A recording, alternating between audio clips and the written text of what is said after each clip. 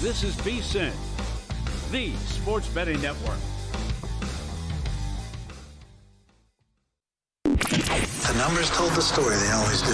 It's one of those idiots who believe in analytics. This is a numbers game with Gil Alexander on Vsin.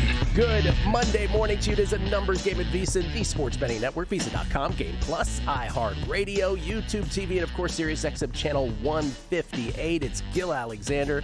That right there is Kelly Bidlin. It is a numbers game, not 1, not 2 hours, but Kelly Bidlin, 3 hours. Let's go. I'm not leaving this chair for 3 hours, Gil. I found out about it on the way in today, and I was like, wait, nobody told me. Do we on the third hour, do we get to finally do the show that you and I have always wanted to do, which is why are no more graveyards being built? Why is that person standing so close to me in an elevator? That kind of thing? I had a good one. I forgot to text you the other day, and I already forgot it. That might become a regular segment. Yeah, you never know. Let's do it. 3 hours. Brand new schedule here, by the way, at Vsin. We will be followed by John Hansen, Prop Points, right after the show. The only downside today. Yeah, the only downside to that is we don't get to say hi to Stormy and JVT. I know. Yeah. I was talking to JVT about that on Saturday. We got very emotional. Did you? Were there tears? We're tears, but don't worry. JVT will still do guest spots. I talked to him about that. Cool. Yeah, we figured that out. We'll get Stormy in here as well. Get Stormy, too. Yep. On the show today, we'll talk a lot of tennis, a lot of golf, baseball with Paul Sporer, Adam Burke. We will look, you and I, Kelly, at most regular season wins, that market, AL MVP, AL and NL Cy Young. We will do that as well. We'll take a look at the NFC North in the NFL, and let's just go through all the Week 1 NFL games and get our sort of rapid-fire thoughts on them. That's what I thought would be fun. I don't know about you. I've got a couple bets, but, man, the biggest thing about Week 1, it's tough, man. I got a couple bets in. I don't know how many more I'll be making between now and then. Survivor's an interesting conversation. Yeah, we'll go through them real quick, and we'll just talk about Survivor, against the spread, contest pick. Love it. And by the way, I couldn't get to 5. I could not get to 5 contest picks. It's one of the toughest things about that contest period, right? In Week 1, Week 1 of this year, Gil, might be one of the toughest weeks that I can remember ever. Well, I'm gonna have 2, and awesome. All right, fill in 3 more. Sweet. It's August. Awesome. Let's start real quick. Just the week. First of all, thank you to Matt Brown for doing such a wonderful job in last week, filling in for me. You and Matt always having a splendid time together. So he always is just tremendous. And I appreciate it very much from Matt. Had a lot of great people on the show. Jason Lisk, Tony Farmer, all these guys. Tony Farmer was on. Yeah, he was on. Oh. Yeah, man. Yeah. Told him we'll have him on again. He's living here in town now as well. So, Mr. Survivor. That's right. Yeah. That's what we're going to do also later on the show. Are we still doing that? The two folks. That's right. Yes, we got free entries to Circa Survivor and Circa Millions here on this show. Kelly and I picked it out of a hat, literally. They will be here in studio to talk about their strategies moving forward. Jess and Anthony, in an hour and a half, will be coming here in studio. Looking forward to that as well. They've been hanging out for contest weekend. It was Gil, you were gone. Hopefully you enjoyed your trip to New York. It was another busy week here at Circa, that's for sure. With entries. Just tons of people in town for contest weekend. I went to the panel on Saturday with Drew and Mike Pritchard and Sam Monson and Mike Palm leading the whole thing. That was great. Just another just great event here at Circa. It's awesome. College football, of course, this weekend. A quick reminder about college football and a couple things. One, just the sort of downside of it that sometimes, what was the Jeff Parlay, producer number 5 and 8, the Grover Cleveland producers on this show, one of his famous lines was, college football, it is what it is. And we saw that with the Stanford-Hawaii game. By the way, good on Matt Humans and Tim Murray. They had a great time going out there and broadcasting from Hawaii for that ball game. But, geez, that was the first reminder of how sloppy and bad college football can be sometimes. Yeah.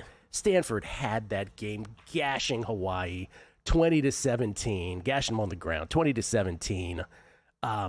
What it was, 1st and 10 at the Rainbow Warriors 24-yard line, and then Ben Gulbranson, who, let's just put it this way, not good at quarterback. Or the receivers were just getting no separation. That was also a Dr. Bob worry about this game, that Stanford's receivers weren't going to get any separation. He was probably dead on about that too. But they call a pass play. He gets picked off at point-blank range by Kilinahe Mendiola Jensen, and that just changes everything. Game-tying field goal from Kansei Matsuzawa. Cardinal 3 and out because they were just inept. And then Matsuzawa with a game-winning field goal, and Hawaii beats Stanford. That was the one side of college football. The other one was a quick reminder of, is this a bad beat or was it not a bad beat? Yeah. And I will say the first judgment I can make on this is I don't think we can call this a bad beat. I know people are complaining that it was, but Kansas State and Iowa State in Dublin, which Iowa State ends up winning by a field goal, 24-21, famously, 4th and 15 late for Iowa State. The total's 50.5. 4th and 15 at the 16-yard line. It's Rocco Beck to Carson Hansen. They get the first down. The only question is Hansen going to get all the way to the end zone? He dives in, looks like he scored in live action. Upon review, the forearm is down. So over-bettors are dying here because Kansas State doesn't have any timeouts left, so Iowa State just runs out the clock. But if you're complaining about a bad beat there, let's keep in mind it was 7-7 with just over 1 minute left in the third quarter. So let's not do that. It was going to be. I'm okay with you yelling bad beat as long as you understand it was going to be a bad beat either way. Right? Like that was it was a dead under the whole way. Like for it to fly over, that would have been a little crazy. So yeah, it was wild. I was walking in and out of the kitchen on that. Like that play, it was just like. Like welcome back college football. I'm like, oh, touchdown, and then I came back 2 minutes later. I'm like, why are they huddling at the 1 yard line? I'm very confused. It was a very clear and obvious touchdown. Apparently not. Of course, starts for reals this week with Texas and Ohio State. Dr. Bob will be here tomorrow. Nice. Not in studio, but we will have Dr. Bob on. Season-long thoughts, including his thoughts on that game and beyond. Some of his season win totals. We'll get to that with Dr. Bob tomorrow. The other thing that obviously I was in New York. I went to the qualies. Ended up just watching practice. Novak and Coco and Sasha Zverev were practicing right next to each other. The qualies at the U.S. Open are free, so it was great to go to that. And the tournament started for the first time on a Sunday yesterday. Went 2-2, including hitting a big plus 276. It was a winning day because of it. All were dogs, plus 276 on Alexandra Ayala.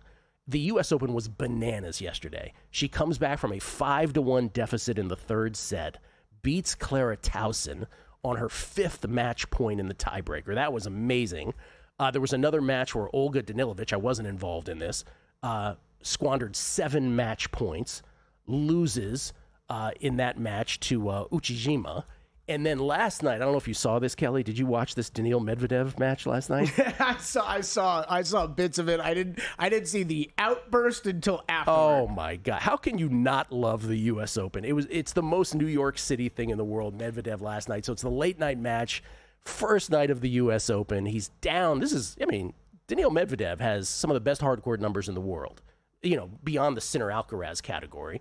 I was in the gym working out yesterday morning listening to your podcast. Oh, you guys got me all fired up to go bet Daniil Medvedev like in futures markets today. Well, we didn't bet him. Yeah, I know. But in the end, but you were positive talk about my guy. But by the way, here's the Ayala. Look at this scorecard right here. She's down 5-1. She's down 1-5, love 15, and she wins this match. Of course, Gil sends this to me, and I'm like, oh, man, tough loss on Clara. Nope. I'm just so used to that, man. I'm just so used to that with you. But Medvedev's down 2-0 to Benjamin Bonzi.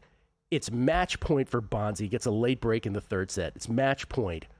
Bonzi out on his first serve. Okay, so he has to go second serve. But in between the first serve and the second serve, a photographer runs out onto the side of the court. And the very aggressive umpire decides to make a massive issue of it by saying, not now, whatever he says, right? And he grants Bonzi another first serve.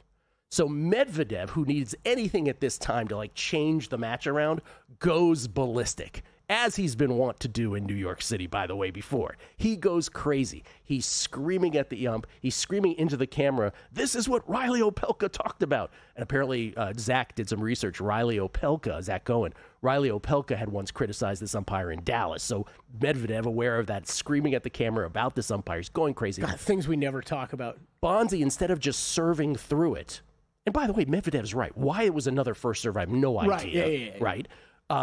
Bonzi waits 6 minutes. He loses the point. So he squanders the match point. Whoa, he waited 6 minutes? He waited slow 6 rolled minutes it? because the crowd, it was like a zoo. Oh, okay. It was like a mob scene in there. What was the crowd? Who were they booing? Were they booing everybody? It's a fantastic question. I don't even think the crowd knew what they were rooting for, but it was just a mass chaos. Yeah. It was just frenzy. Like, I could not tell if they were booing Medvedev, if they were booing the umpire, if they were just booing everybody. Medvedev was riling them up, and Right. at midnight New York time, they were looking for any reason to get riled up. They're going nuts. So Bonzi, of course, squanders match point. Of course, Medvedev breaks him. Of course, Medvedev wins the set. He wins the second set 6-love, and then they get to the fifth and final. Medvedev up a break 2 different times. Bonzi breaks back, and Bonzi wins it in 5 into the wee hours. This tournament's bananas. All that to say, I got 4 more picks. You ready? Here are the 4 picks today, and these start in a little less than an hour. And they are not all dogs like yesterday. Some are, or at least one is not a dog. On the men's side, Adam Walton, Aussie, $2 dog against Ugo Humbert. And then Mackenzie McDonald, minus 125 favorite versus Jan Lennard Struff. Struff has had better days. His numbers are not good these days, and Mackenzie might have the game to take him down. At least that's what I'm banking on. Daniel Elahi Galan, believe it or not a member of the tribe with that name, plus 119 versus Rafael Collignon.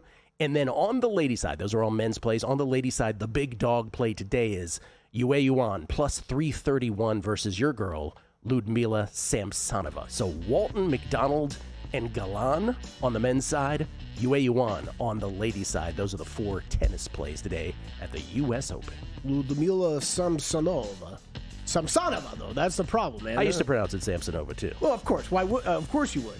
She's putting on the wrong emphasis on the wrong syllable. Do you remember Levert's hit song, Samsonova? No, you don't remember that? No. Coming back, golf big yesterday. Was Kelly on the winner? Next. Got a good thing coming, so wait and see. It's a good.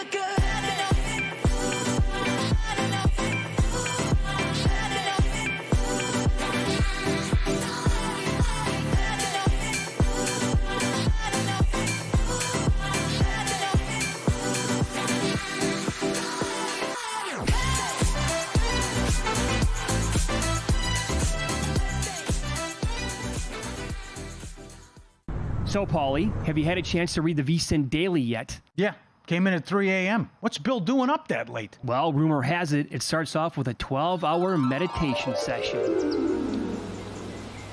Then he just pours himself over film and live TV, really focusing and taking it all in.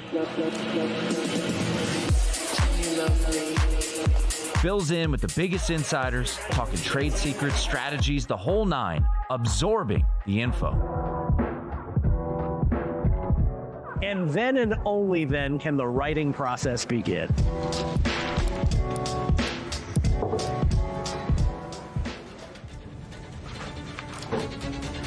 In Las Vegas, Bill's late night becomes your early morning. Wake up to the very latest betting insights in your inbox with the Vsin Daily. Sign up for free at vsin.com/newsletter.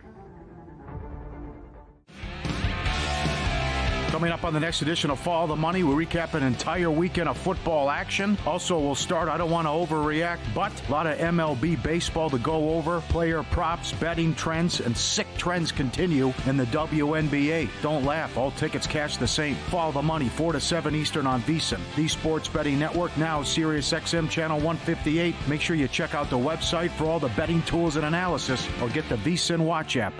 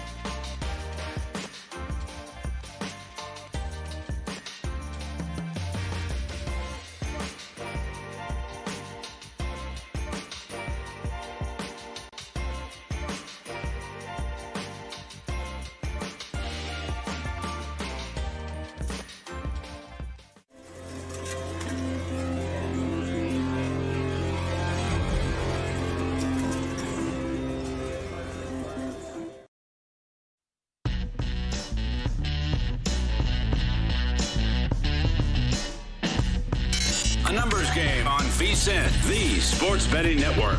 College football finally here. The NFL is right around the corner. If you want to bet this season with an edge, now's the time to become a Vsin Pro subscriber. New members get instant access to our college football and NFL betting guides packed with team previews, power ratings, betting systems, and best bets from Vsin's top analysts. And that is just the start. As a Vsin Pro, you also get daily best bet emails from our hosted guests, real-time betting splits and market insights, 24/7 video on the Vsin Watch app, full access to Vsin.com's exclusive tools, and pro systems. Get all of it today for just $9.99 or save 50% with an annual plan. Sign up now at Vsin.com/subscribe. That's VSIN.com/subscribe. We get tweets. What's wrong with my voice? By the way, what's wrong with this shirt here, too? Can we button this up for God's sake? Get it together. It's our first day of 3 hours, Gil. Come on. Somebody needs to button up Do their vocal shirt. exercises before the Good show. You don't do that in the car coming up here? I do. I just sing to myself. Do you do vocal exercises? Not at all. That would be awesome. Not at all. We get tweets at Beating the Book, Stringfellow Hawk. I went Levert to myself a split second before you did, Gil. Yeah, got it. Only the strong go to Levert. Terrace Levert? Stringfellow Hawk.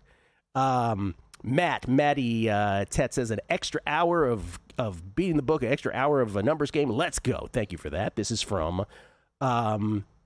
This is Johnny Vegas. Extra hour of Gil and Kelly's a great decision. One of the best shows on the network. Now we just need to get crack an extra hour on Thursdays. There you go. 2 hours of crack, Kelly. I brought up on Friday. We had a big announcement today. Yeah. Where, I kind of talked through what me and you were texting about. I was telling Matt, I was going to put together this multiple choice list of what could happen, but I didn't want anybody getting excited about something. Right. And I used the crack That's example. right. Crack replaces Kelly, and I'm I could have just pushed myself out of a job. Charles in Connecticut, Hoop Homer. Congrats, guys. Great news about ANG. Several improvements in new schedule, but the ANG expansion was my number one wish. 50% more airtime, 50% more pay. If it only worked that way, right? He says extra hour equals return of Wishnev Wednesdays. Todd is too expensive to do Wishnev Wednesdays. That's the problem. Bobby Geddes. Took me 10 days, but I'm finally recovered after my Vegas trip, but it was great talking to Gil, Kelly, Crackman, and Wyatt outside the Vsin studio while I was there. It was so nice of Kelly to not flee the state during Bet Bash for once. That's right.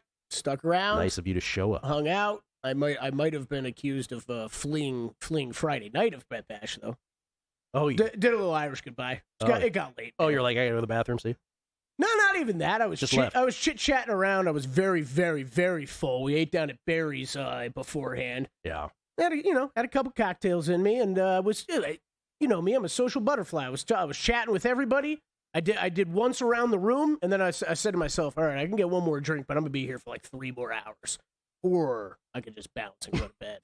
You chose that door. I still don't know if Humans knows this, but Humans made eye contact with me 60 yards away, and he had this little grin on his face. I think he knew exactly what I was doing.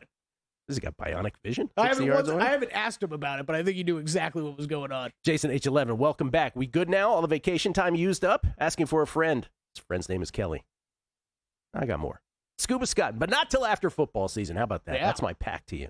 Scuba Scott, what better way to start our 3 hours with a recap of producers?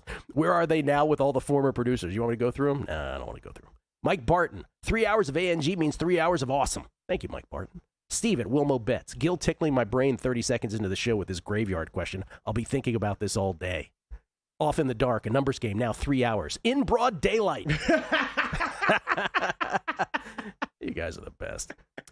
Charlie D, USA, number 1. Congrats on adding another hour. You and KB are awesome. Continued success, and congrats to Vsin for making a great decision. Me and Key Biscayne are awesome. You're right. Oh, Kelly. Yeah. Oh. Key Biscayne. And then Paul Zhang. More Gil and Kelly? Don't mind if I do. And Las Vegas 514, yo, welcome back. Can you make some calls and get our boy, the incomparable Terry McLaurin, signed? Each day that goes by, he is becoming not incomparable. Sheesh. It's wild. Yeah, anytime you guys are ready to sign him, that'd be great. We'd appreciate it. I do have. I know I texted you one of these over the weekend. I'm gonna guess that my father Thad Bidlin just got on the Vsin mailing list. He has reactions. He thinks 3 hours is too long. He thinks it's too long. That's what your dad said? Literally has this in an email. Thinks it's too long. And he wanted to know over the weekend who this Bill guy was who kept emailing him. Bill 80? Yeah. Your dad is great. Curmudgeonly. Ladies and gentlemen, it's time to go country clubbing. Let's do it. Oh, yeah. Bill Wilson's family. Oh, Ben was in the studio last week, looking sharp. Look at that little DJ icon in the back. Not icon, but a little. I know it's the part of it that Rob Moreno was most proud of. He should be. Finding the little cartoon DJ. It's good to know what Rob Moreno does in between tweeting at. Behind the scenes here. All right, you want to start tennis or you want to start golf? Yeah, let's go tennis. Let's hit the futures, and we'll hit your futures, because we haven't heard them. By the way, thank you for listening to the Beating the Book podcast you were telling me earlier. I consumed the entire episode. Yeah. Drew was Saturday or Sunday in the gym. I don't remember. Drew felt like he was broadcasting from a bar. It was Radio Row. I didn't know who to blame. I didn't want to unfairly blame anybody. But yeah, sounded like he was at a party. And I was at the Sirius. It's again said blame Drew in my ear. And then I was at the Sirius Studios in New York City. Very fancy. Very fancy. Oh, wow. Yeah. That's where you did that from? Yeah, so washed out. I was just up on the board op desk, though. They didn't really put me in a real studio. They're like, here, this is good for you, buddy. I like Katie. I'm walking by. There's Katie Nolan. This board op desk is good for you, Gil. That is, you ran into Katie Nolan? I didn't run into her, but I saw her. She's doing a new show now, right? Yeah. Mm-hmm. No, but that's what's great about radio studios, though, is like there's always a room with a microphone that you just jam me in. Like, yeah, put me in there. I can record whatever. This is the current odds for the men's U.S. Open. There's no change here because these guys haven't even played yet. Sinner and Alcaraz at the top. Sinner's plus 105. Carlitos is plus 190. Novak, who had a gnarly toe last night. Did you see that? Oh, no. Close-ups of blisters on his toe. That was beautiful television. Novak's 15-1. Everybody else is 17-1 or longer, including Felica. I believe Felica has Ben Shelton in this at 17-1. But this is what it ought to be. I have no futures on the men's side at all. Didn't end up doing anything on the men's side. Was going to ask you about Medvedev to win his quarter. That's not going to be asked now. So nothing on the men's side. Well, I didn't bet it. No. You think you're doing the? I know you didn't bet it. But yeah. You guys were talking about his recent numbers. Great numbers. Yeah. But you know what? Medvedev I've always got a soft spot for him. He only won one Grand Slam match this year. Brutal. Yeah, it's wild. Okay, so Alcaraz, Sinner. I know are you sticking with the Drew line of it starts in 2 weeks? He's right. Drew is right. I mean, he said this at Wimbledon too. The men's tournament starts, the final week, the first week one Sunday of the NFL. And Sinner, having won the last 4 of these hardcourt slams, U.S. Open and Australian Open, is the rightful short shot at plus 105. Now, the women's side, that's where the bets ended up. I ended up, I bet Iga a few times after Wimbledon and on the run-up. So the best I got on Iga to win it was plus 352 and plus 349. She's plus 225. She's the short shot. She ought to be going for her 7th slam at the age of 24. Going for her 7th. Also bet her, because Drew pointed this out on the podcast, minus 105 to make the final. She got a favorable draw. That's her first favorable draw in slam this year. And the only other thing I bet, Kelly, was our girl Karolina Muchova to win her quarter at 14-1. I like that number. So those are the only futures I ended up betting. But we were all sort of in agreement about this board, and Naomi Osaka ought to be in that mix because her hardcourt numbers still remain elite.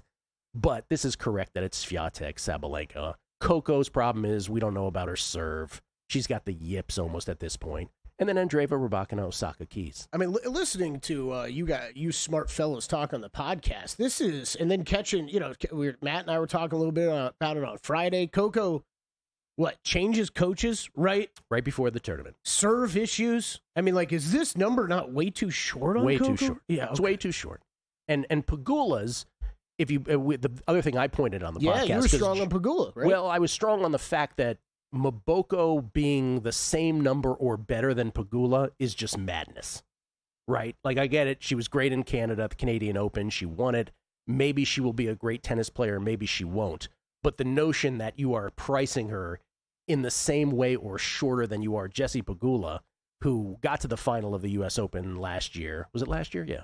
And has been a consistent player for years on tour, and her numbers reflect that. Talk to me about this Iga price. You still good with it at current price? We're teetering. But she is where she should be. I'm shopping around and jumping in today. I really loved the bet you and Drew were talking about the reach the final that you just said. That's one. I don't know if I'll be able to find it, but I'm going to definitely bet that one. This was because the way that the draw worked out, Sabalenka in Q1 and then Q2, so the top half, they got the majority of the really good hardcourt players. Iga's route is, by comparison, easy. So those ended up being the 3 futures plays I made.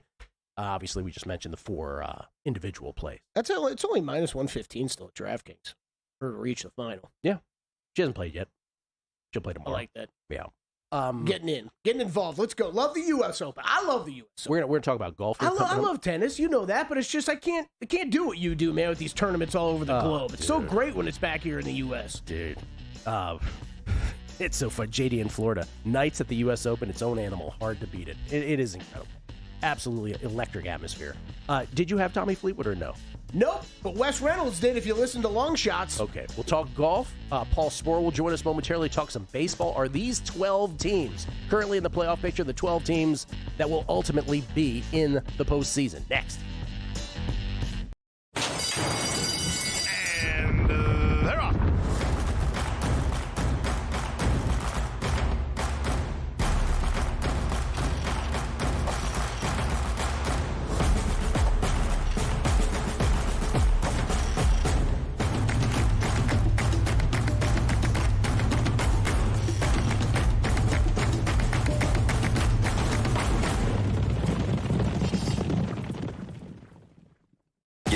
This season with Vsin's College Football Betting Guide, exclusive to Vsin Pro subscribers. It's packed with 136 team previews, preseason top 25 rankings, and best bets from our experts. Pro subscribers also get the NFL Betting Guide, daily best bet emails, exclusive splits, and full access to our premium betting tools. Sign up now at vsin.com/subscribe for just $9.99 for your first 30 days, or save 50% with an annual pro subscription. And join us on the Sports Betting Network.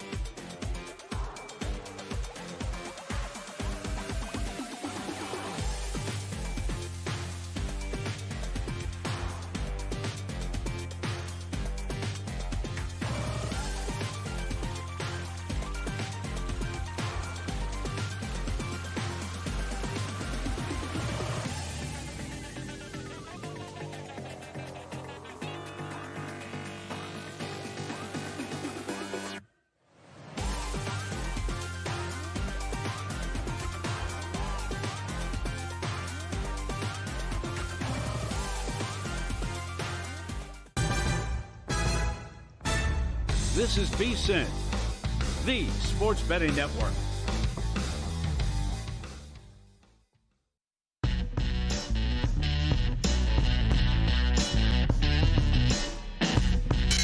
Numbers Game on Vsin, the sports betting network. Back on the Numbers Game, live from Circle Resort Casino, downtown Las Vegas. Gil Alexander. That's my little buddy Kelly Bidlin. What's up?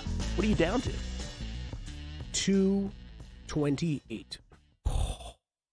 Ladies and gentlemen, he is very close to passing. 228. Wow. Where did you start this journey? 316 pounds a year and a half ago. Bro, this is amazing.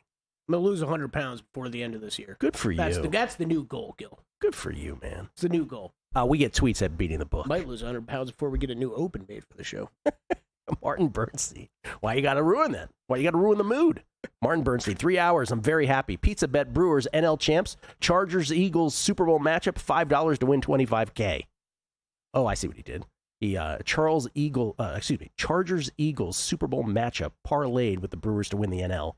$5 to win $25K. Is that exact? I don't think those are the odds, are they? No. I'm sure it'll be a winner. Yeah, I'm sure it'll win. Bob C -137 Gil's tennis picks while driving equals a 4-lane swing to an exit a quarter mile away. To get them in right away, should have just checked Pro before I left the house. Vsin Pro is what he's referring to for subscribers. They got the picks last night. Every sport, every host, every guest. 3Jack H 3131. Welcome back, Gil. More Survivor talk, more tennis, more tweets. Do you accumulate more vacation time now with the extra show time? Let me write that down. These are all great questions. Kelly, let me write that down. All great questions. Forgot to negotiate that. Tom F. T for 3. An extra hour of A&G. It's almost like Vsin actually took the survey answers to heart. Exciting times. Now more Wishnev, please. Yeah, he wants money. A lot of Wishnev love on the tweets. Jesse Welch, 3 hour A&G. Let's go. You're telling me this whole time we all could have just tweeted in that we want a third hour and then we get it just like that? It was weird that they started tweeting that a few weeks back. Yeah. And James Sott, an extra hour of A&G. Did I die and go to heaven? Gil and Kelly, this makes up for moving JVT and Stormy a little later for the third hour. So he's upset that they're going later, but he'll accept the third hour of us. He'll accept us replacing. Yes. Okay, and thank you. Torch D, the one who put the satin on your panties. This is great. This is a great. I wanted to bring this up about Medvedev. He goes, the books were scrambling last night after the fiasco in the Medvedev match. FanDuel threw up Bonzi plus 650, and every other book had Medvedev minus 400-ish. I locked in bets on both sides, cashed out my Medvedev bets for a profit in the fifth, and hit the Bonzi bets.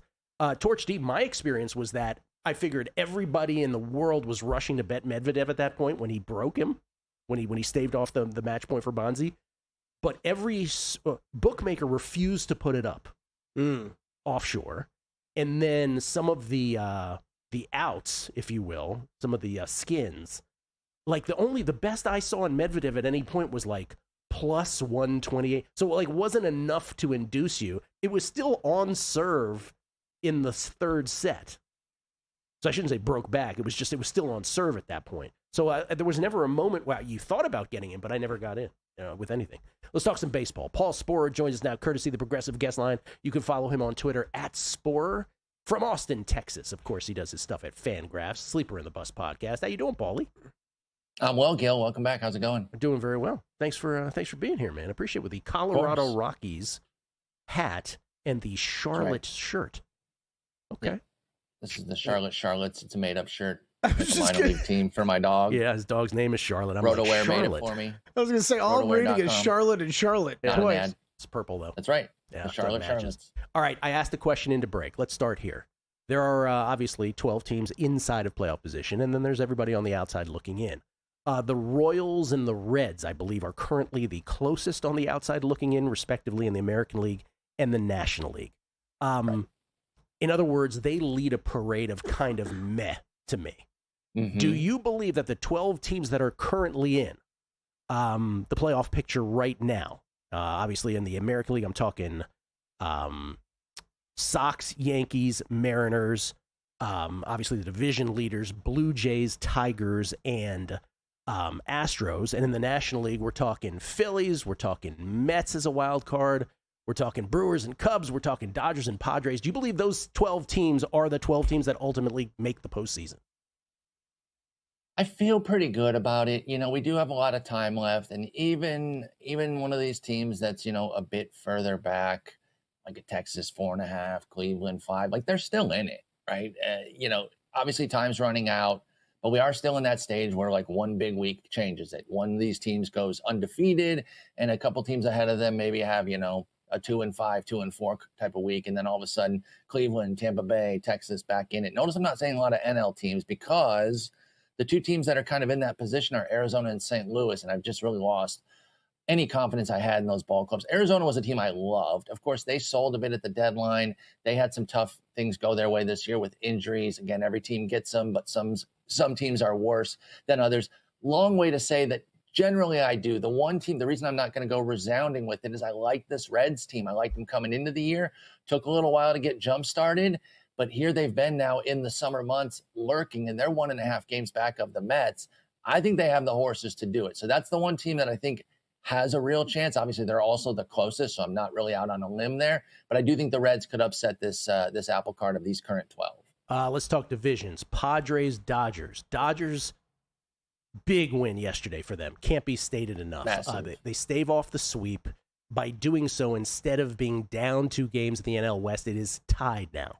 Tied again at the top of the National League West, 74-57, 31 games left, both the Dodgers and the Padres. Padres have the easiest remaining schedule in all of baseball. Dodgers aren't too far behind that, though. They're in the, I think, top 4 easiest schedules. Right now, the Dodgers remain a minus 185 favorite. Padres plus 140. Is that not a bet on the Padres, in your opinion? No, I think it is. I think if you want to get in on this, you go the Pods there. I don't think they're that far apart necessarily. Of course, obviously they're tied right now. You bring up the schedules. One thing I will say about that, of course, it is based on, current records and everything. That White Sox series in Chicago that the Pods have, I don't think it's going to be the walkover it would have been a month ago, right? They're a team that has evolved as the season has gone. They do have 7 against the Rockies, though. Obviously, those are amazing. They close Milwaukee and Arizona. San Diego does. That's not an easy finish. Arizona, Seattle for the Dodgers, though. So both teams have very difficult closes. That Philly series for the Dodgers late is no longer as potentially treacherous because of Wheeler. But add it all up, I think you got to go Padres there. How are these numbers not closer? I understand the Dodgers are amazing, but so are the Pods. So yeah, I would definitely run that way on a division bet. I think it's as ridiculous as just it's the Dodgers name, Paul. I think there's a Dodgers tax. I mean, it's name value, 100%, because and people will do it, but you either stay away or you go Padres. If you're putting money on the Dodgers right now at this number when they're tied, just give me your money. You clearly don't want your money. I'll take it. Just Venmo it to me. All right, let's take the NL West off the board. Let's take your Tigers off the board, who have a 10.5 game lead over the Royals in the AL Central. The other 4 divisions, I'm tempted to take the AL West off the board as well for this discussion, but I won't. Of the other 4 divisions, Blue Jays are up 5 and 5.5 on the Red Sox and Yankees, respectively. Astros are up 2 on the Mariners in the AL West. Phillies up 7 on the Mets in the NL East. And the Brewers, 5-game lead over the Cubs in the NL Central. If I came to you from the future and I said, hey, Paul, one of those is going to flip. Is it the Mariners? Yes. And if it is the Mariners, I'm going to ask you to take that off the board and pick from the other 3. No. I'll take it off the board for you because, yeah, it is too close with 2 games. It's clearly just far and away the closest one by more than double, right? Because then the next smallest leads are 5 gamers. But I'll go with the Jays. I'm not out on this team. I was a little slow to jump in immediately. Came around during, the real hot streak that they were on. It was easy to. Obviously, they were playing really well. I look at this team. It's a quality ball club. They got, a core in the middle there with the offense. I'm a big Addison Barger fan to go with Vlad and Bichette and Varsho and Springer when he's healthy. The pitching, here's the thing. Can it stay upright? It's very old. If it can last this next 6 weeks, okay, I can believe it, but I have some concerns. Every one of their pitchers are 30 plus, a lot of them in their mid-30s. That is the one that scares me a little bit. Not that they necessarily missed the playoffs, but I do think the Red Sox or Yankees chase them down, even with some of the turmoil that both the Red Sox and Yankees have had. I think September is going to be that pivotal month in the AL East. Okay, but here's the thing, and I should point this out. Oh, this is different now. We showed something else on the screen. So the Blue Jays, minus 400 to win the division. The Yankees are plus 450, half game behind the Red Sox. Red Sox themselves are plus 750. The Mariners, only 2 games out of the AL West, are plus 180. So if you relate that to the Padres and the Dodgers, plus 180, maybe we shouldn't take that off the board. Of all those, so if I said Mariners at plus 180 or the Red Sox or Yankees at those prices I just mentioned, which is the better bet to you? Probably the M's. Yeah, it's got to be the M's, right? Because, we took them off because they're the 2 games it's closest. but I think they're very much in it, right? Like I think they're a 1-to-1 right there, right? I don't know why it's plus 180. I think I would go with them. I love what the Astros have done this year. They just continue to get it done even as they hemorrhage talent. The Mariners are a better club, and I think the Mariners are the best playoff team set up if they make it, if they get in with the pitching hitting combination that they have. So I would go Mariners of those bets for sure. All right, last thing. Will Hill texted this yesterday. I'm curious your opinion. Of the 12 teams that are in currently in playoff position, would any of them surprise you if they won it all? Any of those 12? No, quite literally none. Quite literally. That's the world that we're in baseball right now. These Octobers go crazy, get hot. No team would surprise me. Is that the first time you could say that 30 games out? In a long time. Yeah. Yep. In a long time that I can remember. I can't remember ever feeling that strongly that every team, once you're in the dance, has their avenue to win it. Paul, thank you. Appreciate it. Thanks, Gilliam. Take care. Come back right here on A Numbers Game. As sports fans, we may cheer for different teams, but there's one thing that we can all agree on. We want the game to be big. And with 3 levels, 30 cabanas, a 143-foot screen, 6 clean pools, and endless cold drinks, it doesn't get any bigger or any better than Stadium Swim in Las Vegas. All sports, all seasons. It's more than a pool deck. Stadium Swim. It's the only thing like it in the world. Check out Stormy and JVT on Money Moves, only on Vsin. And maybe that's why they wouldn't, because they're the Giants and they don't do things that make sense. Out of all these divisions, this is the one that I am the most curious about because I do think there are positive signs for the Bears. They'll take you on a fun, fast-paced journey, weaving in everything you need to know to make an educated bet, while also not shying away from the excitement of a same-game parlay sweat. Money Moves, weekdays at 2 p.m. Eastern on Vsin, the sports betting network.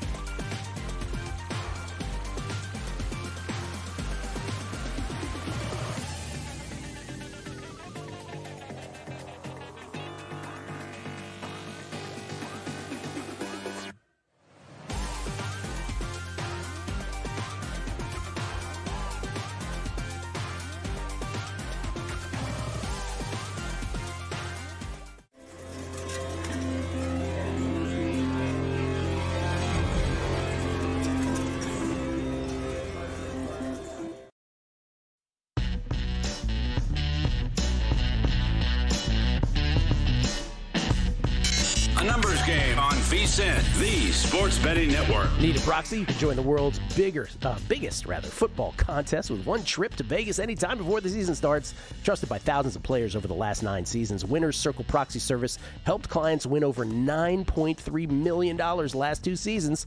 Learn more about using a trusted proxy service. Visit winnerscircleproxy.com/vsin. And once again, the winners of the 2 entries we gave out, courtesy of Winners Circle Proxy, about a month ago, 2 months ago. Yeah, something like They'll that. be on the show a little later on. Yeah, we got Jess and Anthony, Big Tone. Big Tone, is that what you're calling him? Big Tone? Apparently that's what I said when I pulled out the name, and he said he liked that. So Big Tone. Yeah, Big Tone. Okay, look forward to that.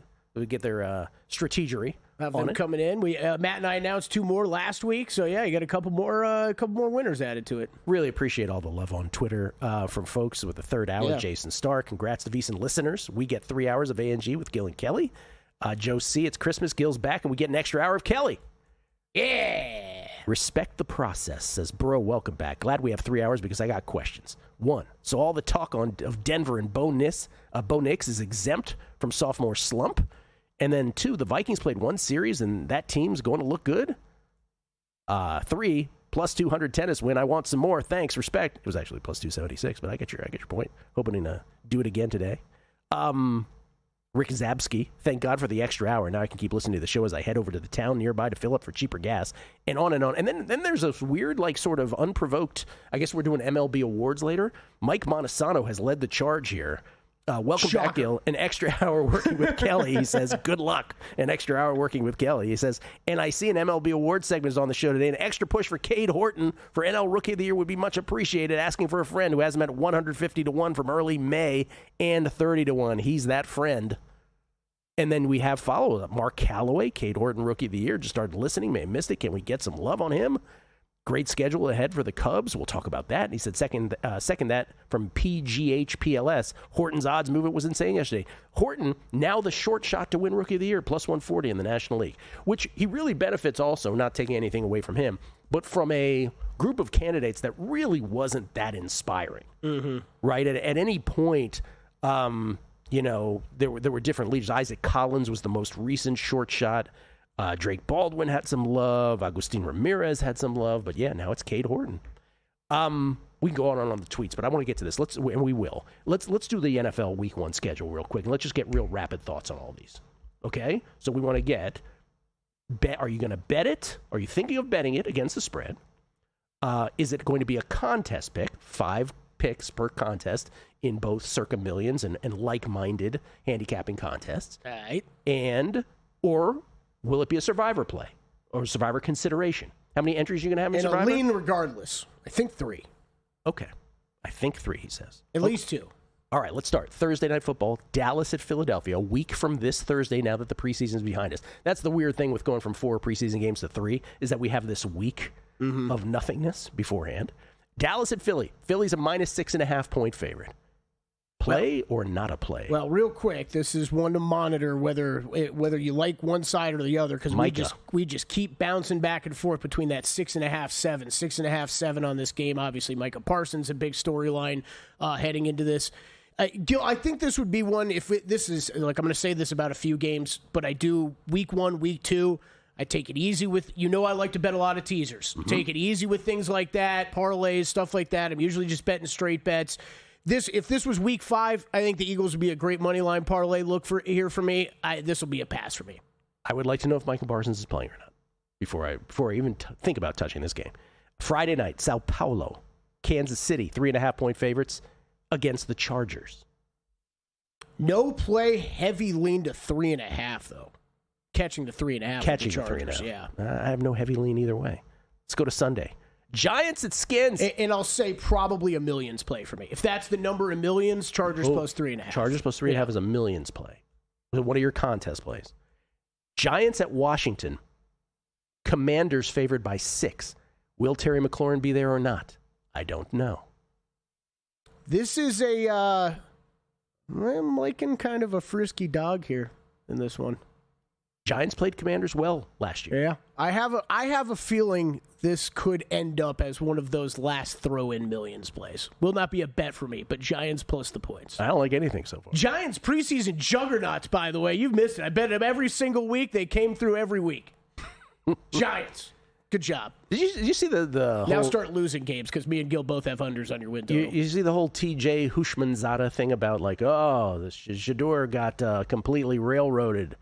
The Browns, Stefanski set him up, Shador to fail. There's like a big thing going on with that, yeah.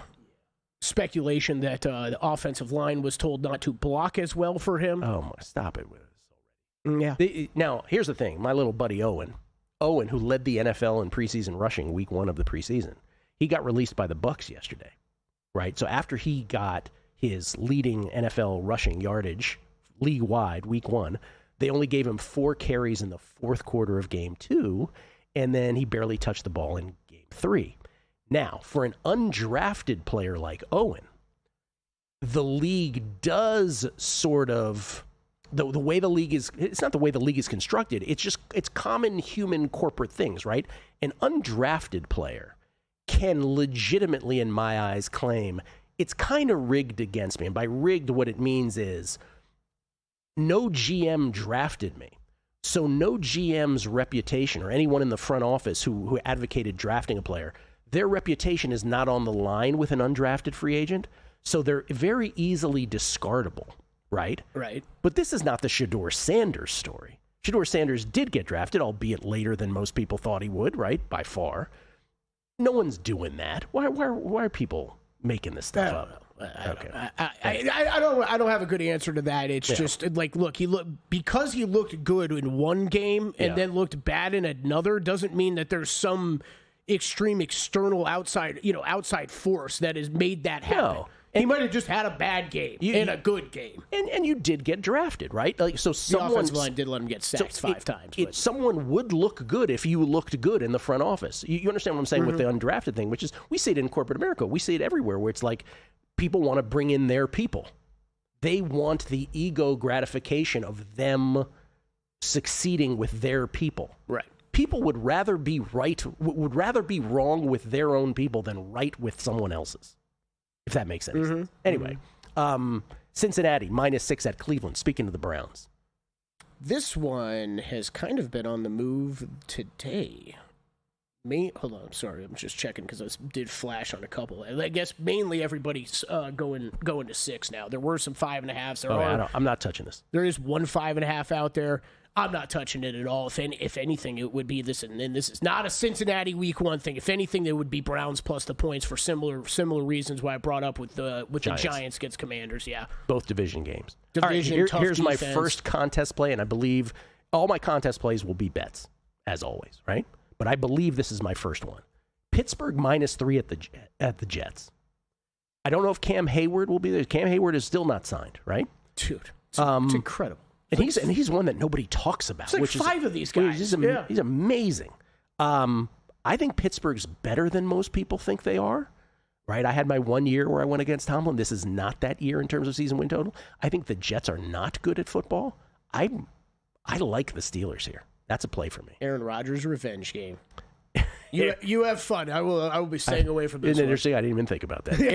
Arizona -6 at New Orleans. A lot of love for the Cardinals. A lot of hate for those Saints. Betted at 4.5 earlier in the year. We talked about it on the show. Cardinals. Look, even at current number, I might be laying 6 in the contest with the Cardinals, and they will definitely be top of the list Survivor consideration. Not touching.